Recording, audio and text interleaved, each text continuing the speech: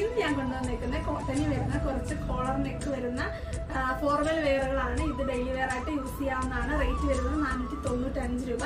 ഇതിന്റെ 3-4 കളക്ഷൻസ് ഉണ്ട്. നമുക്ക് ഓരോന്നായിട്ട് കാണാം.